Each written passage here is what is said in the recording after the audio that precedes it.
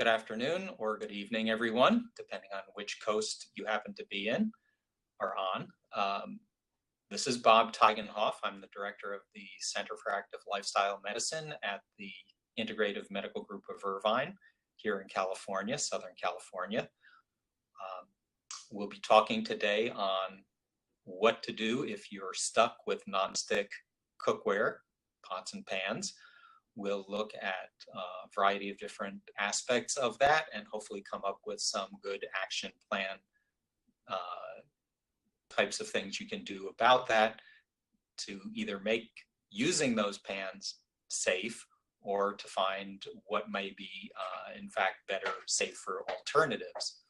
I want to remind you that on next Monday, we're going to be doing another broadcast, that time on the consequences of toxic exposures. So we've spoken over the last 9 weeks. Today is, or last 9 episodes. This is episode 10 in the series on environmental toxins. We've spoken a lot about exposures to these different chemicals. And on next Monday, we're going to talk a little bit more in depth about what they actually do to the body and what the consequences are and what you can do to avoid as many of them as possible. That presentation will take place at 6 o'clock, excuse me, Pacific time. And then on Thursday, we will finish up the series with a discussion of whether or not having living houseplants in your house makes a difference. In fact, it does. I'll give you a little heads up on that, and we'll talk about what you might want to do in terms of living houseplants in order to make your house a safer environment for you and your family. Today, we're going to be talking about nonstick cookware. It's a topic that gets discussed time and time again. Chemical manufacturers and the manufacturers of nonstick coatings would love for everybody to believe that there's no issues, no problems whatsoever. These are very stable elements. However, you'll notice that when you buy their cookware, there are warning labels all over it. That might give you a little bit of a heads up that there could possibly be problems with it. We'll discuss some of those problems. We'll talk about what you can do to prevent exposures, what you can do if you are stuck with nonstick software, or I'm sorry, cookware, and how to safely use it. And then also, if you are in the situation where you either are or have the opportunity to replace it, what are the good, safe alternatives? Most of the nonstick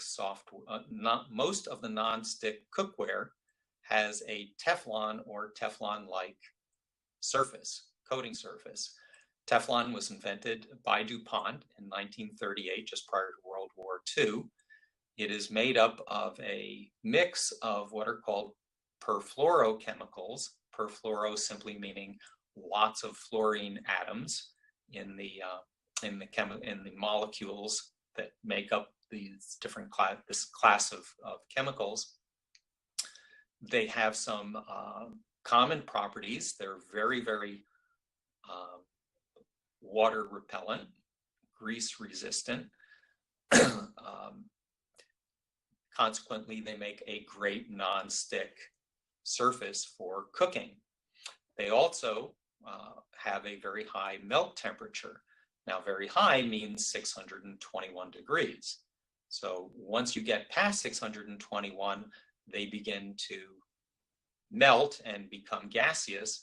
And in a gaseous state, that becomes problematic for anybody who happens to be in the kitchen along with them. In fact, it turns out that you'll also frequently see a warning not to keep pet birds in the kitchen area if you're using nonstick cookware, because in fact, within a couple of minutes of a nonstick coating becoming gaseous, it will in fact kill the bird.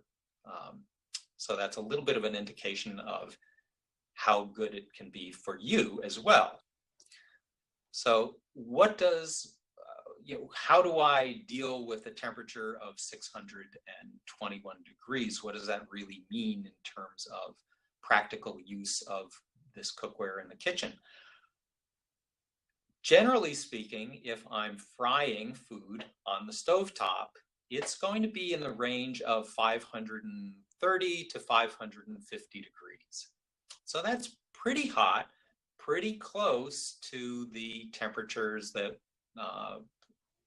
getting up to the melting point of Teflon itself. The problem isn't so much that I'm cooking something and suddenly the temperature exceeds that safe limit. The real problem seems to come in when I'm preparing to cook a meal, to fry something in a frying pan. I have the pan on the cooktop. Maybe I put a little oil, a little butter in it, and then suddenly in the backyard, my child starts screaming because he or she has hurt themselves. So I go running into the backyard and I'm taking care of my child who is sobbing and screaming. And the last thing on my mind is the pan sitting on top of the stovetop and it's heating up.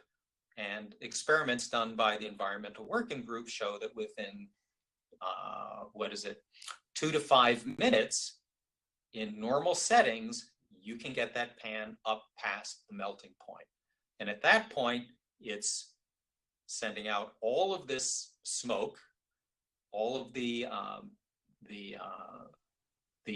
PTFE, the polytetra fluoroethylene, which is the main ingredient in Teflon, is vaporizing. And as it vaporizes, it spreads through my house. It attaches to all of the furnishings, all of the surfaces on the house. And now I have a house that is permanently contaminated with this very highly toxic substance. The perfluorochemicals as a class typically do not degrade very easily and very rapidly. So I'm stuck with that for probably a fairly significant amount of time. That seems to be more the problem than anything else. It's the unattended, the unwatched cookware. You'll also see they'll say, don't put it in the oven beyond certain temperature ranges, because again, there are certain instances in which temperatures within the oven can get very high. And you want to avoid that at all costs as well. That seems to be the main problem with Teflon. There's also another issue that comes up with flaking off of the nonstick surface and small particles getting embedded in the food that you're then going to eat. This happens when you use metal utensils on the cookware surface, and it scratches, and now suddenly little pieces, small groups of molecules flake off and they're in the food. The documents, the research that I've seen seems to indicate that PTFE is fairly inert when it's ingested. And so the feeling and the thinking seems to be that, well, it's unfortunate when you ingest these things, but there don't seem to be any recognizable, at this point, known toxic consequences of that, and that in fact you'll simply pass it out of your body, and it's not that great of a concern. But nevertheless, the major concern seems to be with the fumes and everything. Now, one of the we know that it has this Teflon flu. That's what it's called when people get exposed to the fumes. It's a relatively intense type of experience that you'll have, and it's characterized by fever, shivering, sore throat, coughing. It's not very pleasant, but it will pass. Now, what we don't know, and what there is absolutely no research on, is what are the long-term effects of repeated exposures like that, and or lower levels of continuous exposure to these chemicals. It would, unfortunately, but this is a very common aspect when looking at chemical toxicants, it's totally unethical to expose a group of people to these chemicals just to see what happens. Anything that is potentially toxic or lethal, you simply can't do the experiment. So we don't have any data along those lines. What is sometimes done is we use mouse models and we do the experiments in mice, but the problem with that is that mice are not people. And so there is always that wiggle room then that sure, you showed that this chemical was toxic in mice, but mice aren't people. So until you have proof that it is toxic in people, there's a reluctance on federal agencies' part to actually ban or take certain chemicals off the market. So we have that problem with nonstick surfaces. We really don't know what the long-term effects are of them on people. And so consequently, there are recommendations in terms of what is the safest approach to all of these different things. We're going to look at the two sets of recommendations. One, what to do with your nonstick cookware if you're stuck with it. You have no choice. You're not about to take a $2, $3, $4, maybe even $500 investment in cookware and toss it in the trash and buy all new stuff. Simply can't do that. You're going to have to use the materials that you already have. Well, number one, the recommendation is never preheat in nonstick cookware. You always want to have a substantial amount of liquid or food in the pan.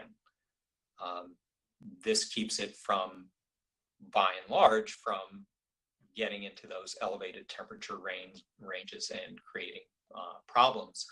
You also don't want to put it in an oven that's set at higher than 500 degrees. For me, I wouldn't put it in an oven under any circumstances, but 500 degrees seems to be the recommendation and the limiting factor. Also, if you're going to cook with it, you want to have an exhaust fan over the cooking surface that you're using, just in case anything happens. Again, you're in the middle of cooking something and your attention gets diverted, the front doorbell rings, somebody needs you desperately.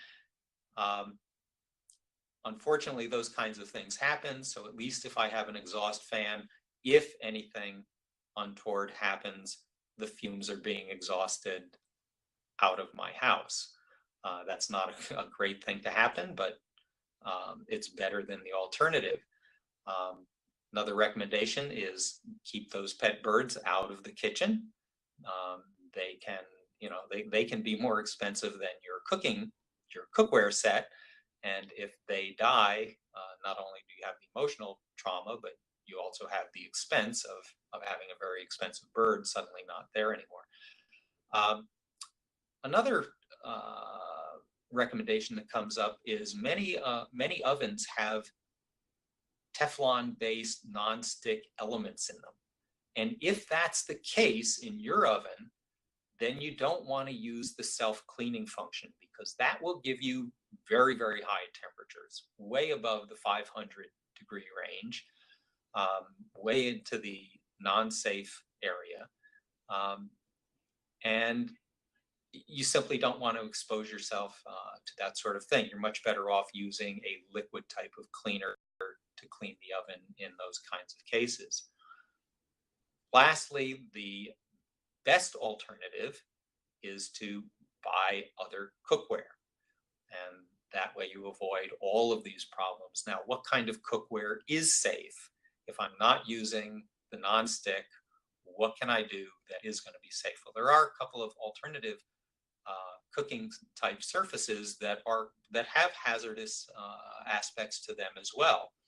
Probably the safest alternatives, and the ones that are recommended, quite frankly, by the Environmental Working Group, are stainless steel cookware and cast iron cookware for stovetop use.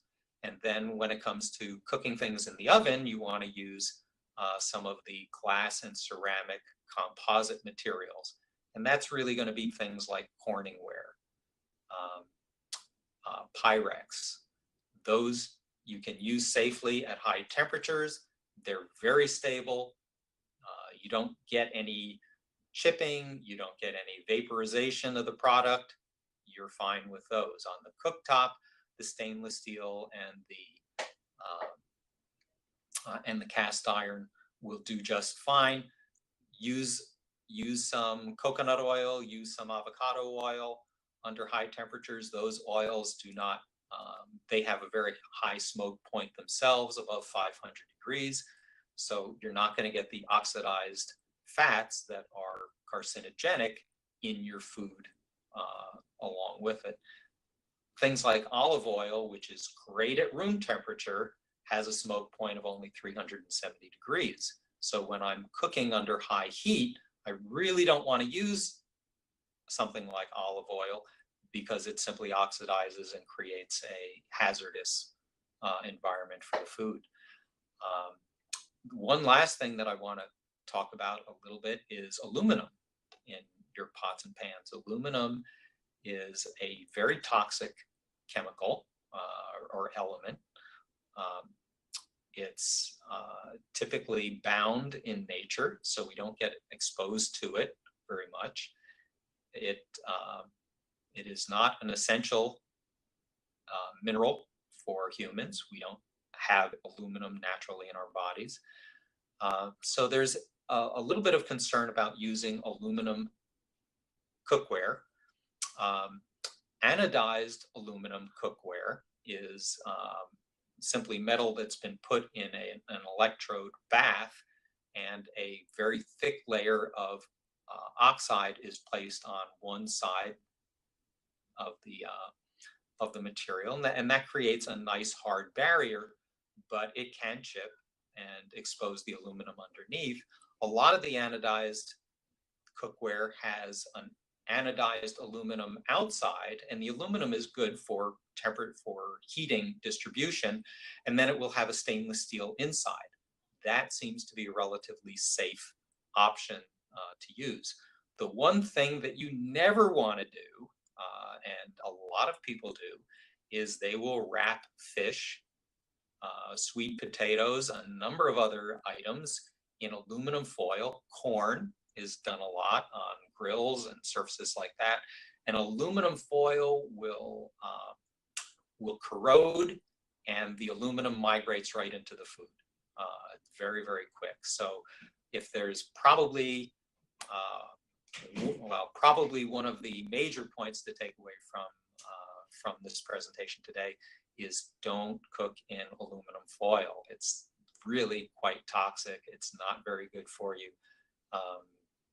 There are lots and lots of good alternatives. You can cook with most of the same things that people use aluminum foil. Can be wrapped and cooked in parchment paper, which has a silicone